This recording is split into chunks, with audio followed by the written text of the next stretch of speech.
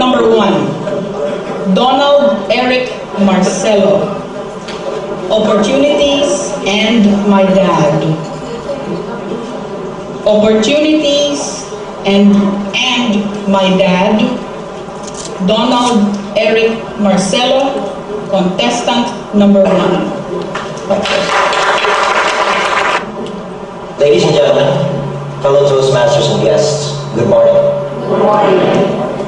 I would like to, just a second, something's coming. Look, ladies and gentlemen, I just grabbed an opportunity. Wouldn't it be nice if you could just reach out, grab an opportunity as it passes by? For some people, waiting for that opportunity to come waltzing by just seems to take forever.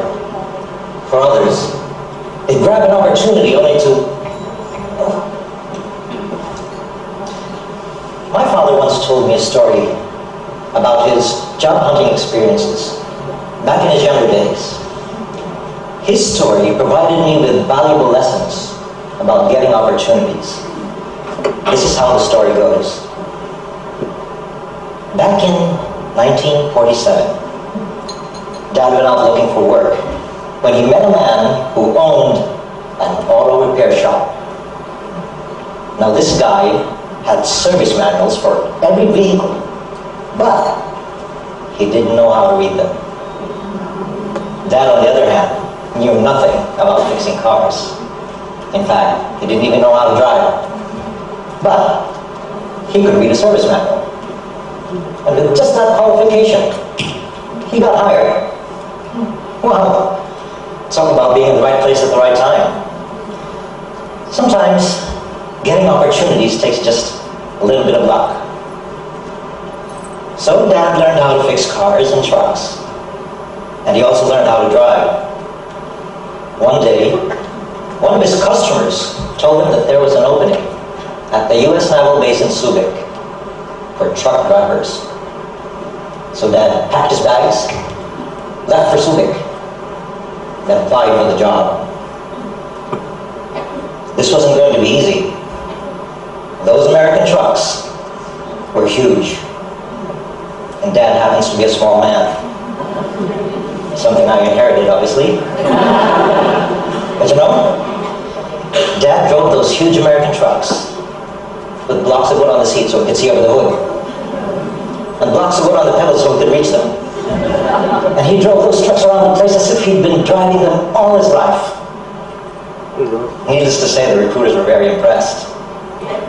And they hired Dad right there and then. You know, Dad was in Subic for several years. One of the places that he was not a truck driver for all that time. One of the places that he got interested in was a tank farm. No, that's not a place where they grow tanks. That's a place where they store petroleum products like gasoline, diesel, jet fuel, those sorts of stuff. Whenever Dad had time, he would visit that tank farm. He'd talk to the people there. He'd learn what they did, how they did it, what equipment they were using, and soon he had learned so much that when a job opening came up, all he had to do was just walk through the door. So another job, another lesson.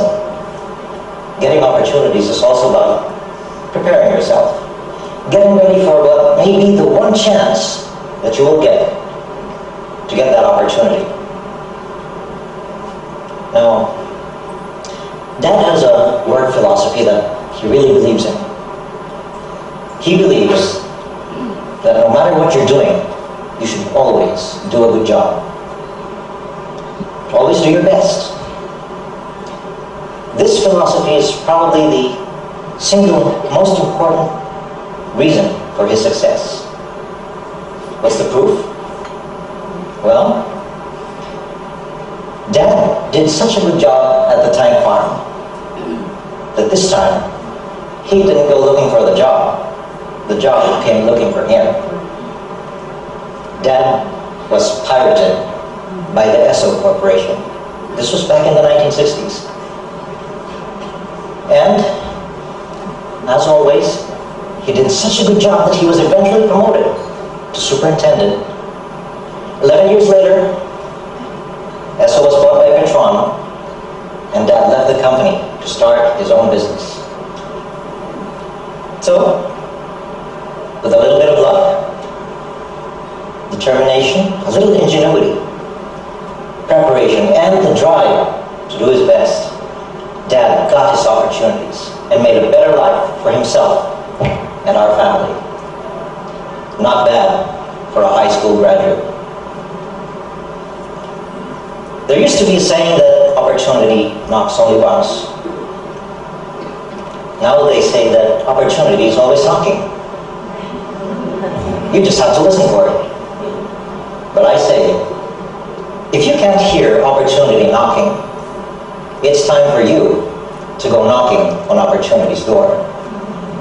Or you can just catch it as it passes by. Here comes another one. This was for you, Madam Chair.